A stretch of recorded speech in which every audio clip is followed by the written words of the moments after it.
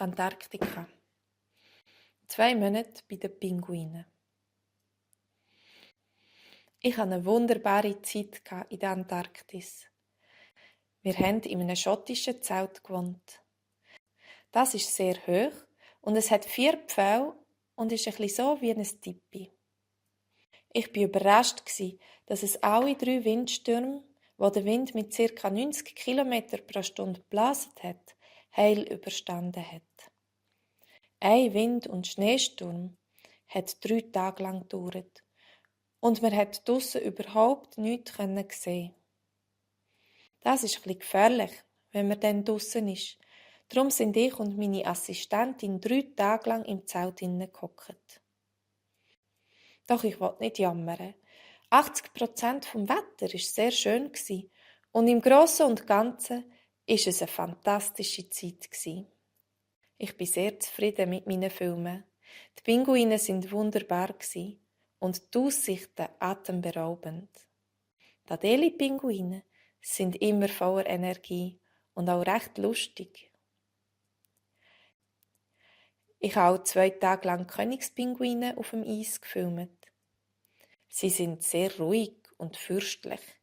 Sie kommen zu dir und begrüßen dich. Die Adelie-Pinguine sind mehr wie betrunkene Schotten.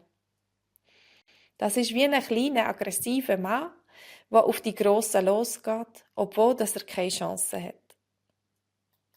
Manchmal hat mich sogar einer von ihnen angegriffen und mir mit seinen kleinen Flügeln an die Beine geboxt. Sie haben sehr starke Brustmuskeln und das kann auch recht wehtun. Wir hatten sogar etwa 2 bis 3 Tage lang nonstop Sonne und Temperaturen über 0 Grad. Die Mitternachtssonne macht das Leben nicht so einfach, weil es schwierig ist, zu schlafen, wenn es hell ist. Man muss aufpassen, dass man seinen Tag-Nacht-Rhythmus nicht zu fest durcheinander bringt und genug schlaft. Das ist sehr wichtig für die Gesundheit und fürs Überleben. Die Arbeit draussen im Schnee macht nämlich sehr müde. Wenn man übermüdet ist, dann kann das in der Antarktis sehr gefährlich werden, weil das Wetter plötzlich umschlagen kann.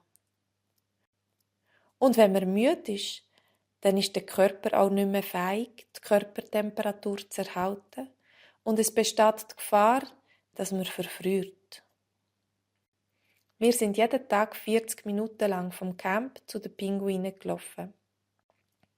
In der Antarktis kann es innerhalb von 2 Minuten plötzlich einen Wind von etwa 60 km pro Stunde geben.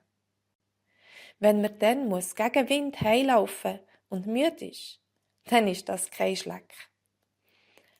Anders als in Europa ist das Wetter in der Antarktis total unvorhersehbar. In der Antarktis haben wir leider sehr viele Sachen aus den Büchsen gegessen. Wir haben auch viel gefrorenes Gemüse und Früchte mitgenommen. Leider gibt es nichts Frisches. Wir hatten ein kleines Hütchen, wo wir die Batterien aufladen und auf dem Gaskocher kochen. Das war alles sehr simpel und praktisch. Alle hatten ihre eigenen Essensrationen. Jeden Tag haben wir der Basisstation angerufen und können Vorräte bestellen oder auch sagen, wenn wir ein Flugzeug brauchen.